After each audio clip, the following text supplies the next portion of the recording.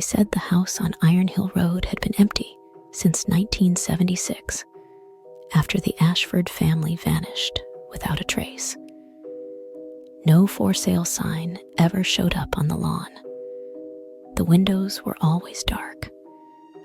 And yet, sometimes, only sometimes, the porch light would flicker on at night, even though the electricity had supposedly been cut off decades ago.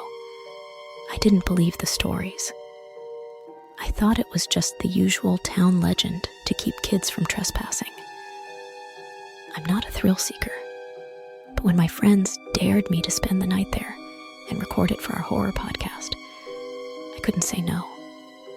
Dumb, I know. But nothing ever happens in our town. I figured I'd get a creepy video, maybe a few spooky sounds, and that would be it.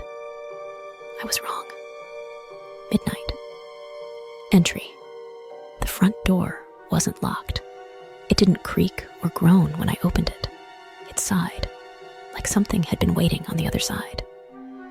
The air inside was wet, like mildew and rot had seeped into the walls. Dust clung to everything, and yet the floors were spotless, like someone had just swept them. I remember that clearly because I could see my own muddy footprints trailing behind me. But there were others already there, bare feet, small, too small. I called out, "Hello?" Silence. Then from upstairs, the sound of someone dragging something heavy.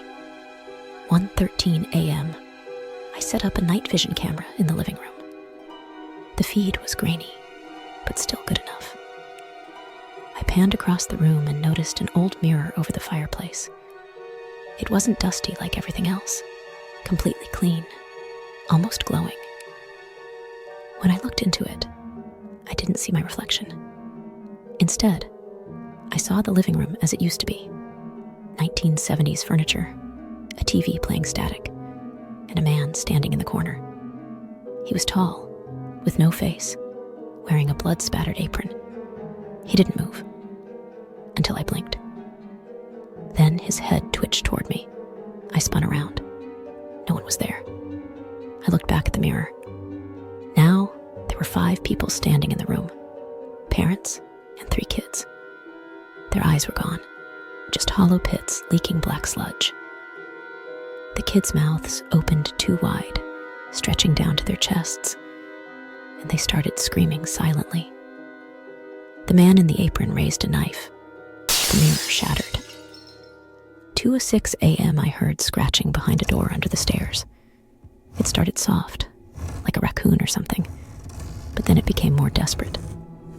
Frantic, like nails clawing at wood. Then the doorknob slowly turned, but the door was locked. I backed away. That's when I heard it. A voice. A child's voice. "Please. It's dark. They're taking my eyes." I ran. But the door swung open anyway. The thing that crawled out wasn't a child.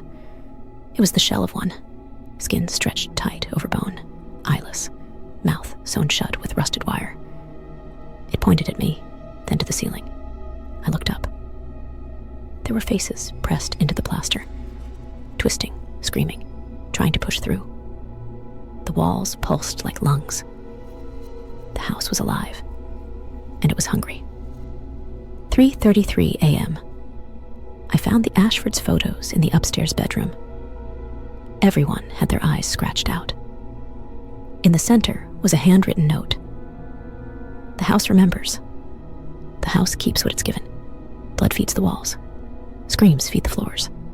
Don't let them whisper your name." Then I heard my name whispered. Behind me, above me, beneath me. "Ellie." Over and over.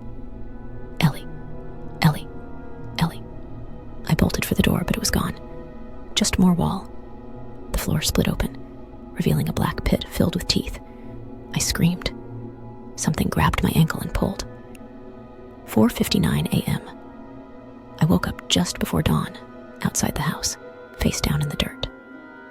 My camera was still in my hand, but the footage was corrupted, except for one frame. A photo of me, standing in the living room, grinning. Behind me, the Ashfords. And in front, the man in the apron, holding my head in his hands. They say the house on Iron Hill Road is still empty, but the porch light flickers every night. And if you listen closely, you can hear your own name being whispered from the dark.